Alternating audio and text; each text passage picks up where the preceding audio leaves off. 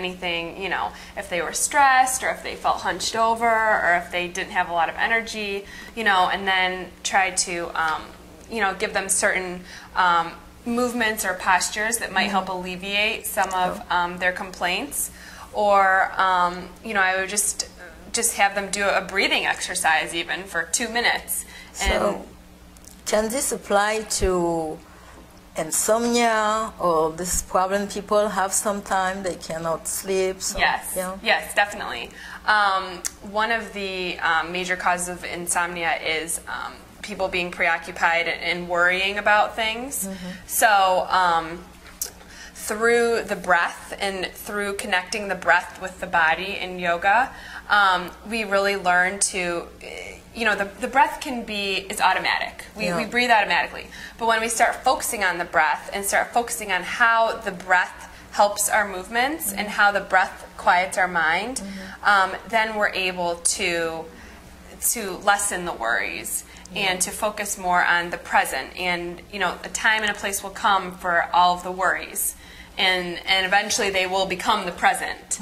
So, yes, definitely it helps reduce that. So I guess it's better than counting the sheep.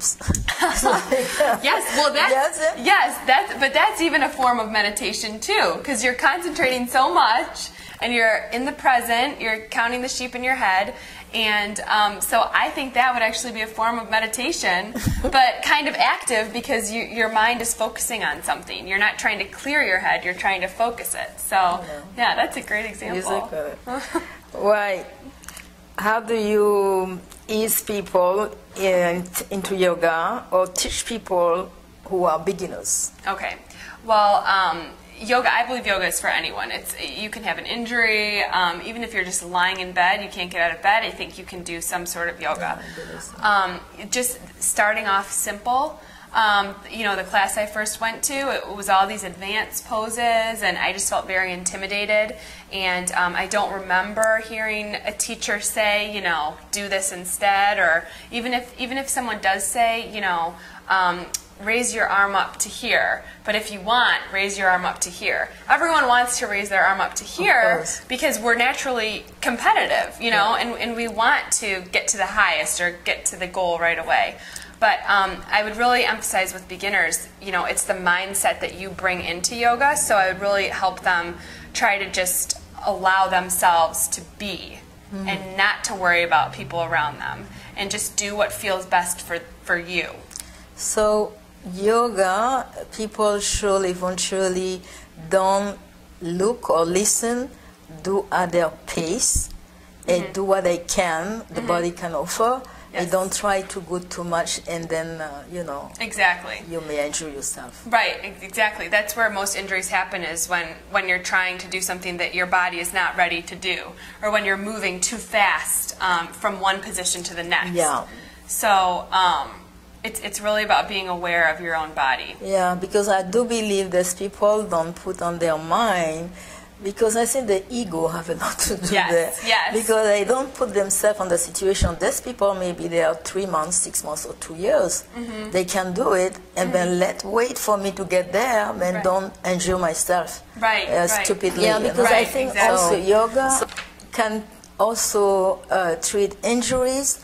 Sometimes some dancers can have problems. Right. They can come and get some kind of re-education, and then you know, like a physical therapy. Yeah, but the thing is, as I do massage myself, I'm concerned about sometimes people say, oh, I did yoga and then my back hurt, my neck hurt and everything. So I can see sometimes is lack of wisdom. Yes. Because the teachers sometimes don't focus and pay attention. These people is there for the first time. Right. Be more careful with them than the one who already knows. Right, exactly. Yeah. And people do get injured doing yoga because they're not in the proper mindset. How do you see, as a massage therapist, do you see a lot of yoga injuries? I get few. I get few through the years. Okay. And then the thing is only to try to get the muscle to respond and to do massage, to put a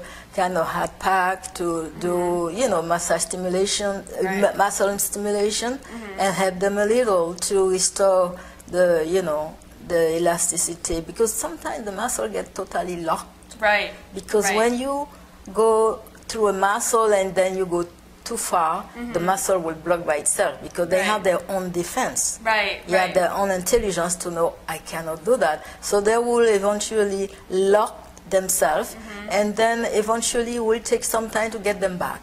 So it takes time. Yeah, and that's the other thing about listening to your body. So I'm sure some people who come to you, you know, maybe they maybe they think that they're doing, you know, the pose greatly, and they're really far into it or something, but they might, let's say you're lifting your chest up, they might totally just lift up their lower back instead of their upper back, and then do they come to you and complain about their lower back? Oh, mostly.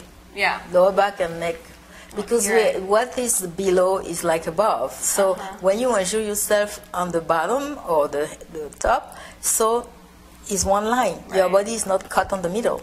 So whatever the energy is on the top, it go down too.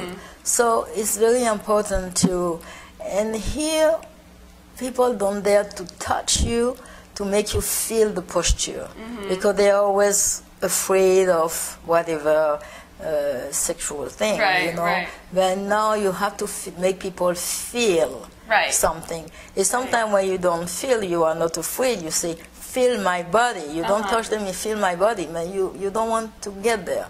But it's very sometimes delicate situation to teach yoga or massage. People come, they offer their body, so they are not really like shy and saying, I don't touch my muscle.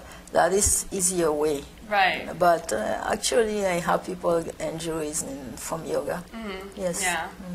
Are they mostly beginners, or have they been? Of course, beginners. Beginners. Yeah. Yeah. So after that, the reason for why they don't like yoga, then what you will say to them, how to approach yoga then. Exactly. That's like kind of the yoga philosophy, and just to touch on that a little bit more, I really think that it's all about you know, your approach to this. It's not like going and running 3 miles. You know, most people, you just want to get the 3 miles done. You know, you're not really enjoying the process. Yoga is, it's not about completing that 1 hour. Rather, it's about just allowing yourself to be. And one of the definitions of yoga is actually the effort towards stilling the mind. So notice how it doesn't say anything about the physical body, but the efforts towards stilling the mind can actually be facilitated by the physical body. So like we were saying, if you can't sit down for 5 minutes and meditate, you know, try doing yoga and feeling it in your body, and then maybe your mind will follow, and you can try to still the mind through stilling the body. And also it's all about pushing your edge, but not going too far past your edge so that you end up with an injury. You know, there's this word called tapas, and it's about building heat and pushing yourself, but knowing when to listen to your body and hold back a little bit. So it's about trying to get your get the muscles, like you were saying, to respond and to activate the proper muscles so that you move into the posture correctly. And that really can apply to your everyday life as well. Yeah. Is it not better sometimes when you feel you don't get what you need from the posture to give up the posture for a few minutes, do something else, and come back? Yes, exactly. What is really the philosophy behind yoga? Well, I think the goal, if you were to have one, is towards attaining peace and happiness in the present moment. The wellness. Yes, and wellness in the present moment.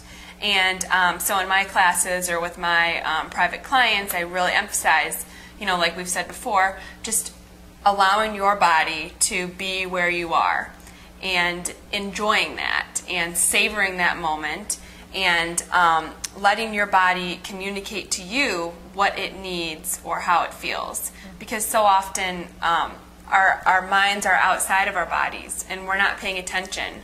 And I really think that most of the philosophy of yoga has to do with coming back inside of ourselves. And you know, you can even extend this more